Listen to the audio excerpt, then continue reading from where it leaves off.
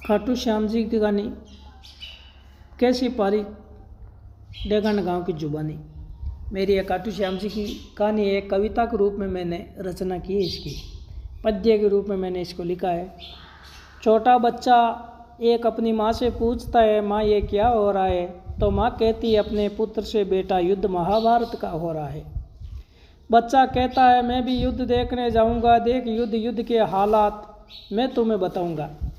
माँ कहती है बेटा युद्ध देखने से नहीं, युद्ध में लड़ना पड़ता है और लड़ने से काम नहीं, कई बार बलिदान भी होने पड़ता है। बेटे ने कहा मैं भी युद्ध लड़ूंगा, मैं भी युद्ध में बलिदान होकर के आऊँगा, हटूंगा नहीं पीछे, चाहे कोई भी योद्धा, एक बार जीत कर ही आऊँगा। मैं एक बार युद्ध में जाकर ही रहूँगा, मैं एक बार युद्ध में जाकर ही रहूँगा, देख युद्ध का हाल तुम्हें एक बार तो कहूँगा।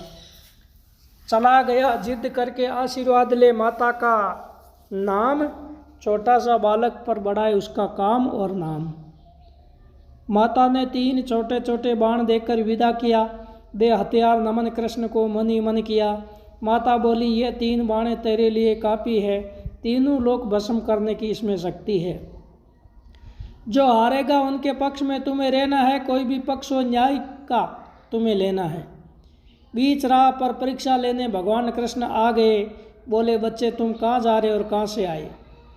अपना नाम बताइए और कहाँ तुम ये बाण लेकर चले जाए, यह भी बताइए छोटे बाण किस काम है आए। लगता है योद्धा बन कई युद्ध में तुम जाए, बता मुझको तेरे ये हथियार किस काम आए। बच्चे ने कहा युद्ध देखने जा रहा हूँ, कहाँ पर युद्ध है मुझे बताइए, आप मुझे भी साथ ले जाइए, युद्ध स्थल मुझे पहुँचाए। कृष्ण ने पूछा तेरे बाण में कितनी शक्ति है मुझे बता, है अगर इतने प्रखर तू पीपल के सारे पत्ते छेद एक बाण से दिखा। बच्चे ने पीपल के पत्ते पर एक बाण छोड़ दिया, एक बाण ने सारे पीपल के पत्तों को ही बींध दिया। भगवान कृष्ण के पैरों के नीचे बाण आ गया, पैर के पास जाकर बाण सोते ही रुक गया। बच्चे ने कहा ये क्या, मेरा बाण कैसे हार गया, मेरा बाण क्यों नहीं सब पत्तों के पार गया। भगवान कृष्ण ने कहा पता दबा मेरे पैर के नीचे है, मान लिया बस यही तेरे बाण की शक्ति है, सब पीछे है। बाण रुकने झुकने से बच्चे ने पहचान लिया, माँ के द्वारा बताया गया भगवान जान लिया। तेरा बाण झुकेगा नहीं किसी के आगे, बाण रुकेगा वही कृष्ण को प्रणाम कर आगे।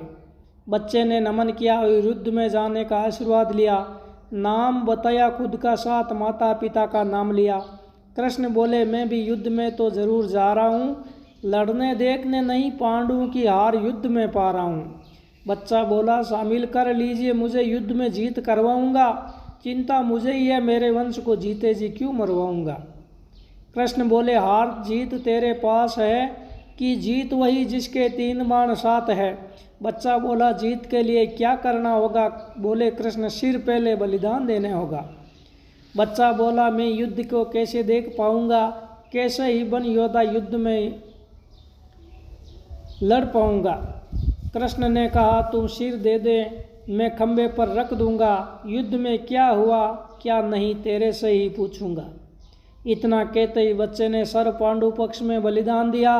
भगवान कृष्ण ने चुपके सिर खंबे ऊपर धर दिया।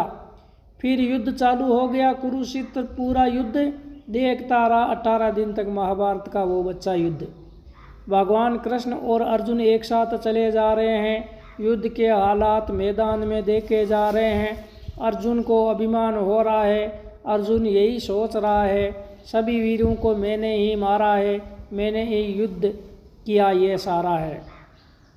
भगवान कृष्ण बोले हनुमान का ध्वजा साथ है, एक बच्चा सिर ऊपर खंबे देखते जा पास है। देवी द्रौपदी को जा पूछिए युद्ध हाल के खास है, क्या तू युद्ध से खुश हो या कोई तुझे अब भी संताप है। फिर कृष्ण अर्जुन इस सर के पास जाते हैं, सर से पूछते हैं सब युद्ध हालात जानते हैं। हे सर तुमने यहाँ पर क्या देखा है, अर्जुन को या पांडु को या युद्ध सेना योद्धा को।